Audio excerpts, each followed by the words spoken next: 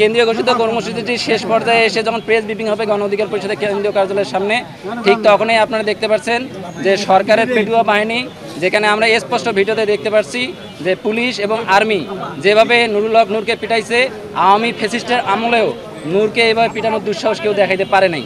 এমনকি আপনারা জানেন যে আমাদের যে কেন্দ্রীয় কার্যালয় আছে, বিগত 7 বছর 8 বছরেও আমাদের কেন্দ্রীয় কার্যালয়ে কখনো পুলিশ এবং প্রশাসনের পক্ষ থেকে কখনো অভিযান চালানো হয় নাই। আপনারা গতকালকে দেখছেন যে আমাদের কেন্দ্রীয় যে কার্যালয় আছে সেখানেও ভাঙচুর করা হয়েছে, সেনাবাহিনী সেখানে অভিযান চালিয়েছে। আমরা জানতে চাই, একটি নিবন্ধিত রাজনৈতিক দলে সভাপতিকে এভাবে কোন রাইটসে বাংলাদেশের প্রশাসন এভাবে মারতে পারে? রংপুরে আমরা যে জাতীয় পার্টির বিরুদ্ধে কথা বলেছিলাম, সেনাবাহিনীর সেই অফিসার আমাদেরকে মবের কথা বলেছে। আসলে মব আসলে কি, মব কাকে বলে? আমার প্রশ্ন আমি ছুড়ে দিলাম, মব কাকে বলে? যখন সরকার বা রাষ্ট্রপ্রধান কোনো কিছু করতে ব্যর্থ হয়, তখন জনগণকে তার বিচার করতে হয়, সেটাকে মব বলে। তাহলে তারা মব বলার মাধ্যমে প্রমাণ করতে চাচ্ছে তারা অভ্যুত্থান পরবর্তী মানুষের আশা আকাঙ্ক্ষা পূরণ করতে ব্যর্থ।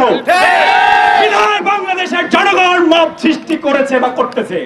একজন লাল টি শার্ট পরা এটা ভিডিও ভাইরাল হচ্ছে এই কারণে যে এই প্রশাসন, সেনাবাহিনী, পুলিশ যে নূর ভাইয়ের উপর অতর্কিত হামলা করছে, এই দোষটা অন্য কারো গায়ে চাপানোর জন্য। আসলে আপনারা লক্ষ্য করবেন যে ওই যে লাল টি শার্ট পরা যে গায়ে যিনি পেটাচ্ছিলেন আমাদের ছাত্রনেতা সমর ভাইকে, পেটাচ্ছিলেন, এটা নূর ভাই না।